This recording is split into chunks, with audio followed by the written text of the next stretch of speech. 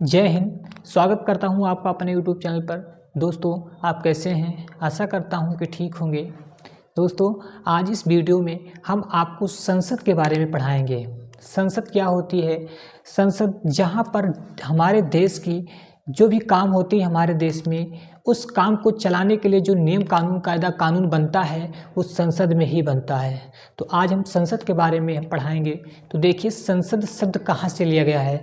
तो सबसे पहले ये जानिए कि संसद शब्द फ्रांस से लिया गया है, लेकिन संसदीय व्यवस्था जो हमारे भारत में है वो ब्रिटेन से लिया गया है। ठीक है, तो शब्द कहाँ से लिया गया है?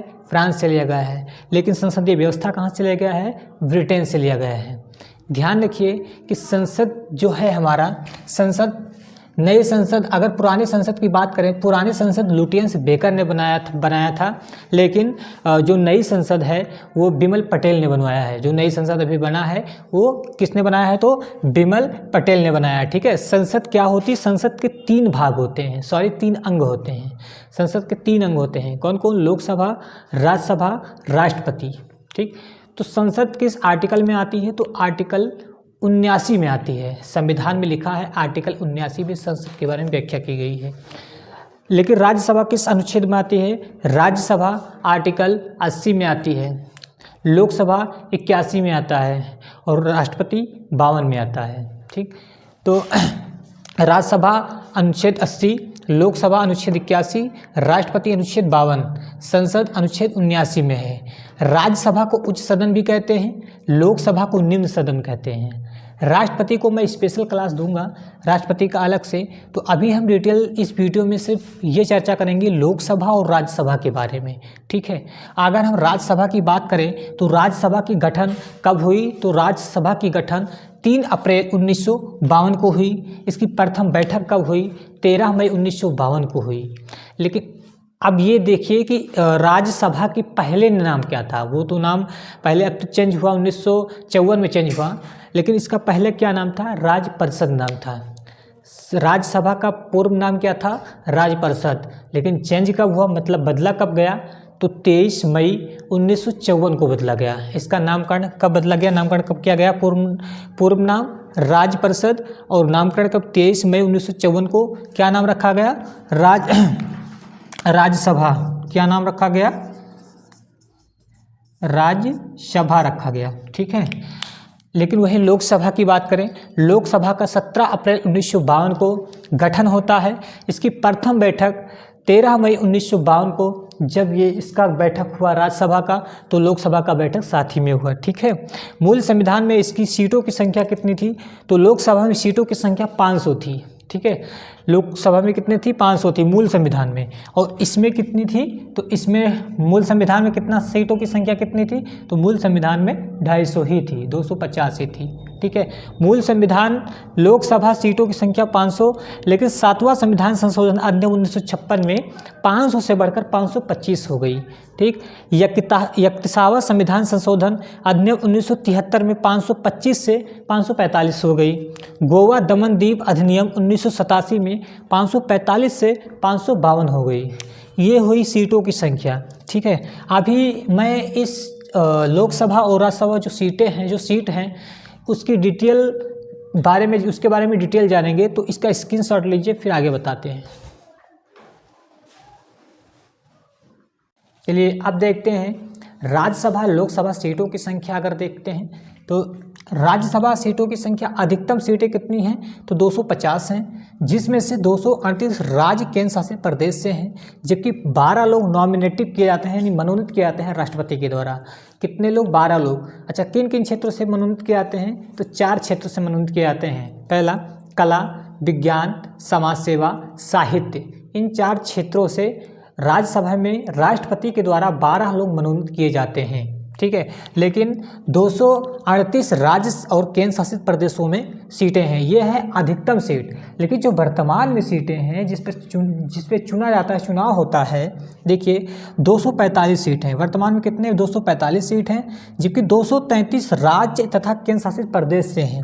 12 लोग को नॉमिनेट किया जाता है, मैंने पहले ही बता दिया। ठीक है, लेकिन 233 में अगर देखें तो 225 राज्यों से हैं।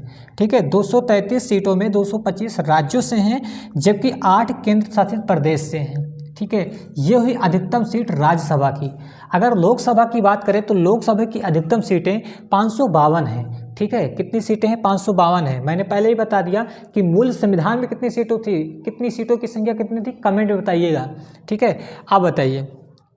552 अधिकतम सीटें हैं, 530 राज्यों से हैं। कितने हैं? 530 राज्यों से हैं, 20 केंद्र शासित प्रदेश से हैं, जबकि 2 एंग्लो इंडियन द्वारा मनोनीत किए गए हैं। ये पहले मनोनीत किए जाते थे, इस बात को नोट रखना। और बहुत इंपॉर्टेंट है कि 2 एंग्लो इंडियन जो थे ये पहले मनोनीत किए जाते थे, लेकिन 104वां संविधान संशोधन अधिनियम 2019 में अनुच्छेद 331 को समाप्त कर दिया गया, इसलिए अब 2 एंग्लो इंडियन को नहीं नॉमिनेट किया जाता है। पहले राष्ट्रपति द्वारा नॉमिनेट किया जाता था, लेकिन अब वो बंद कर दिया गया है, ठीक है। ये बहुत इंपॉर्टेंट टॉपिक है, ठीक। लेकिन वर्तमान सीटों की अगर बात करें, जो वर्तमान सीट है 543 है, जबकि 543 में 524 राज्य से हैं और 19 केंद्र शासित प्रदेश से हैं, ठीक। अच्छा, एक ये भी याद रखना, 84वां संविधान संशोधन अधिनियम 2001 में ये कहा गया है कि 2026 तक सीटों की संख्या, जो लोकसभा सीटों की संख्या निश्चित रहेगी, उससे ना बढ़ा सकते हैं ना ही घटा सकते हैं, ठीक है। तो कौन सा? 84वां संविधान संशोधन अधिनियम 2001, ठीक है, वेरी इंपॉर्टेंट है। और अब इसमें देखते हैं कि राज्यसभा तथा लोकसभा के सदस्यों का चुनाव कैसे होता है, योग्यता क्या होती है, कार्यकाल क्या है, ठीक है। तो सबसे पहले देखते हैं सदस्यों का चुनाव कैसे होता है। तो राज्यों एवं केंद्र शासित प्रदेशों के विधानसभा सदस्यों के द्वारा अप्रत्यक्ष रूप से राज्यसभा सदस्यों का चुनाव होता है, ठीक है। जैसे जो विधानसभा चुनाव होती है तो ये जनता प्रत्यक्ष रूप से किसको चुनते हैं? एमएलए को चुनते हैं, विधायक को चुनते हैं, और वही विधायक जाकर के राज्यसभा जो सदस्य हैं उनको चुनते हैं, ठीक है। तो ये अप्रत्यक्ष रूप से राज्यसभा सदस्यों की चुनाव होती है, ठीक। आगे देखिए, योग्यता क्या होती है। तो योग्यता अनुच्छेद 84 में दिया गया है, भारत का नागरिक हो, आयु कितनी हो? 30 वर्ष हो। ये कई एग्जाम में आ गया है, आता भी है, ठीक है। आयु कितनी हो? 30 वर्ष हो। कार्यकाल अनुच्छेद 83(1) में कहा गया है। अच्छा, सबसे बड़ा चीज ये है, पॉइंट बात ये है कि ये अस्थायी सदन होती है। अस्थायी सदन का मतलब होता है इसका विघटन कभी नहीं होता है, ठीक। इसमें क्या होता है कि सदस्यों का कार्यकाल 6 वर्ष होता है, लेकिन प्रत्येक दूसरे वर्ष 1/3 भाग यानी 1/3 सदस्य रिटायर हुआ करते हैं, ठीक है। कितने सदस्य? 1/3 सदस्य रिटायर हुआ करते हैं, ठीक। आगे अगर आगे बात करें लोकसभा सदस्यों का चुनाव कैसे होता है। लोकसभा सदस्यों का चुनाव जनता प्रत्यक्ष रूप से चुनती है उन्हें, ठीक है। कैसे चुनती है? तो प्रत्यक्ष रूप से चुनती है, ठीक। योग्यता की अगर बात करें तो अनुच्छेद 84 में दिया गया है, भारत का नागरिक हो, उम्र 25 वर्ष हो, ठीक। कार्यकाल की अगर बात करें, सदन और सदस्य का कार्यकाल 5 वर्ष होता है, ठीक है। कोई भी सदस्य जाता है तो 5 वर्ष के लिए जाता है, ठीक है। लेकिन सदन जो होता है वो 5 वर्ष का होता है। लेकिन अगर राष्ट्रपति जो है प्रधानमंत्री की सलाह से, राष्ट्रपति प्रधानमंत्री की सलाह से सदन जो है, सदन के 5 वर्ष पहले भी विघटन कर सकता है, ठीक है। सदन का विघटन कर सकता है। कौन करता है? राष्ट्रपति करता है। कैसे करता है? प्रधानमंत्री की सलाह से ही करेगा, ठीक है। तो इतना स्क्रीनशॉट लीजिए, फिर आगे बताते हैं।